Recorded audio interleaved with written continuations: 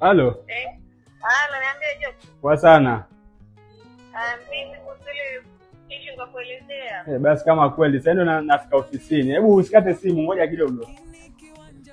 Vipi bro? Poa, niambie. Safi. Karibu. Shukrani. Mimi kuna mada ambayo amenituma. Aliona project fulani ambayo kumalimu kuhusu shamba. Sio kwa Diani. Kwa kila si mimi. Something like that. Kuelewa. Sasa alikuwa ameniambia nje niangalie kama kuna kweli ofisi. Kaulizia mtu anaenda kumalimu hapa na kabisa nije. Sawa. Naelezea in details pengine. Hata hujapotea bro. Ndio kama unavyoona. Ndio. Ndio hiyo project nimekuelewa. Inaitwa Diani Corporate Space 4. Ambayo inakwenda 50 bayani kwa 8,500,000. Ndio. Na ndio kama unavyoiona project yenyewe, barabara ziko tayari. Ndio. Kuna majirani, ujenzi ushaanza hapa. Kwa hiyo yeye mwambie yani project iko sawa kabisa yeye mwenyewe. Na lazima mtu kulipa cash ama kuna njia nyingine? Iko kulipa polepole.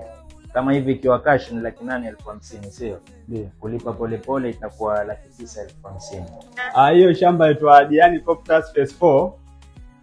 Nimefika, nimeiona. Hiyo yauzwa kwa 8,50,000. Iko na title deed, beacon ziko. Kuna paka majirani washajenga.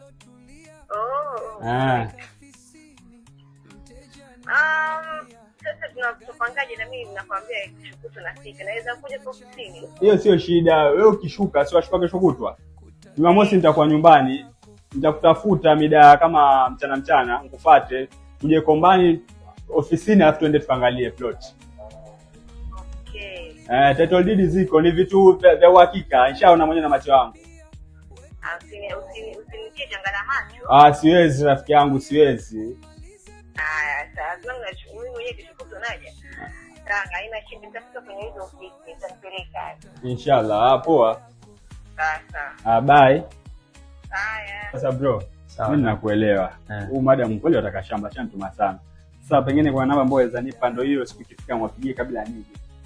Sawa, haina shida. Mimi nitakupatia hii flyer ambayo iko na namba yetu. Umeelewa? Namba yetu hiyo hapo, sawa? 0712 180 180.